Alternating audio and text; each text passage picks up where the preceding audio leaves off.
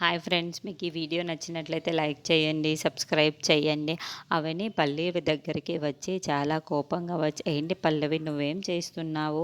ఇన్నాళ్ళు నువ్వు ఏదో తప్పు చేస్తున్నావు, ఏదో చేస్తున్నావు అన్న అనుమానం మాత్రమే ఉండేది.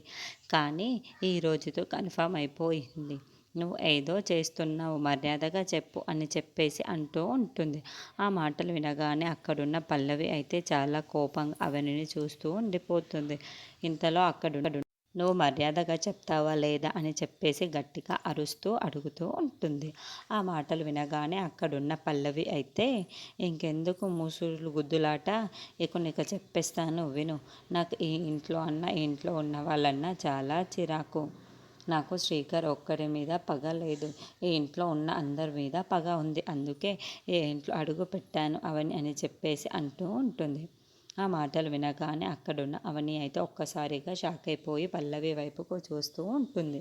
నేను ఈ ఇంటిని, ఈ ఇంట్లో ఉన్న వాళ్ళందరినీ నాశనం చేసేంత వరకు నాకు మనస్తృప్తి ఉండదు అని చెప్పేసి అంటూ ఉంటుంది.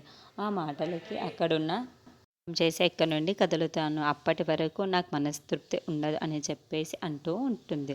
ఇంతలో అక్కడున్న అవని మాత్రం, ఎందుకు పల్లవి, ఎందుకు ఇంత పగపట్టావు, ఎందుకు పల్లవి అని చెప్పేసి అడుగుతూ ఉంటుంది. ఆ మాటలు వినగానే అక్కడున్న పల్లవి మాత్రం, నేను ఎందుకు పగపట్టానో నీకు తర్వాత తెలుస్తుంది అని చెప్పేసి అంటూ, అందరినీ నేను నాశనం చేసేంత వరకు వదిలిపెట్టాను అని చెప్పేసి అంటూ ఉంటుంది.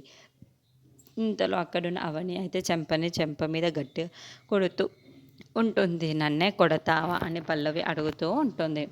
ఇంతలో అక్కడున్న అవని అయితే కొట్టడం కాదే, చంపేస్తాను అని చెప్పేసి ఇంకో చెంప మీద చాలా గట్టిగా కొడుతూ ఉంటుంది.